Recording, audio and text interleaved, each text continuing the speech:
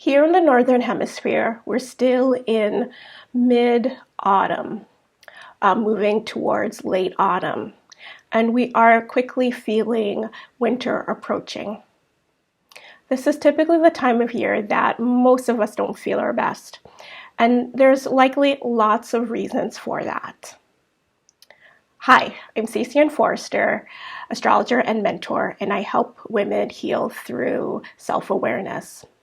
What I want to talk about today for the astrological tip of the month for November 2021 is how to identify your houses of vitality. As the sun moves through different signs in your natal chart, it's moving through a particular houses. And there are two main houses that tells a story around our health and vitality.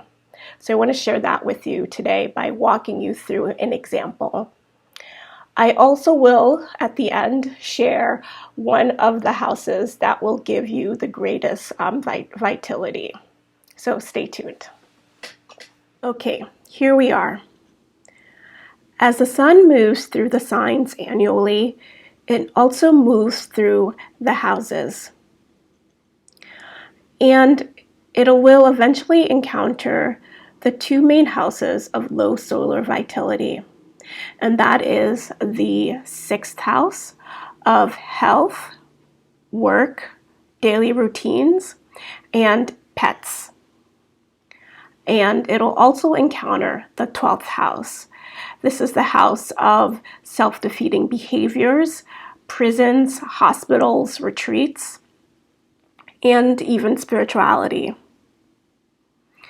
So I want to walk you through how to find out your personal house of low solar vitality, the 6th and the 12th house, using this Sagittarius rising example.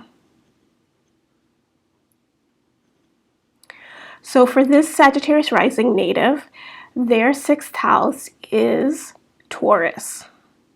So each year as the sun moves through the sign of Taurus, it's also moving through this Sagittarius rising's 6th house.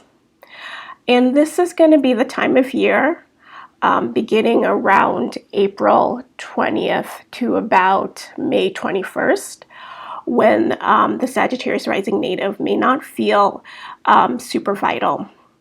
And that's because when the sun is moving through the 6th house, it cannot support the 1st house and the rising sign, which usually talks about your body and also your health.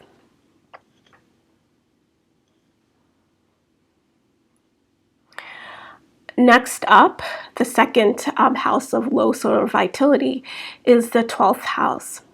And for the Sagittarius rising native, that is their Scorpio house. And so when the sun is transiting through Scorpio, October 23rd to about November 22nd, this native may not feel their strongest. They might be in a space of time where they want to retreat, want to be alone, and do things that are more internal. So we've talked about the two solar houses of low vitality. So what about houses that provide the greatest strength for the native? So each time the sun moves around the 12 zodiac signs, you get a boost, typically around your birthday. But also when the sun moves through the 9th house here, you will typically get an energetic boost because the 9th house and the 1st house are in a very supportive angle to each other. For this Sagittarius native, the 9th house is the Leo house. And because Leo is a sun sign, also the best place for the sun to be in as well. But this being the 9th house and the 1st house, Sagittarius rising, is a fire sign. Like elements are very supportive of each other. And the 9th house is typically where you find philosophy, religion, travel, higher education, anything to kind of expand the mind.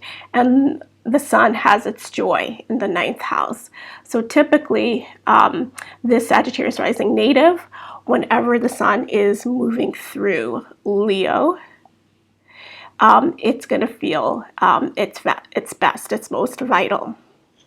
Thank you for watching. Have a wonderful month ahead.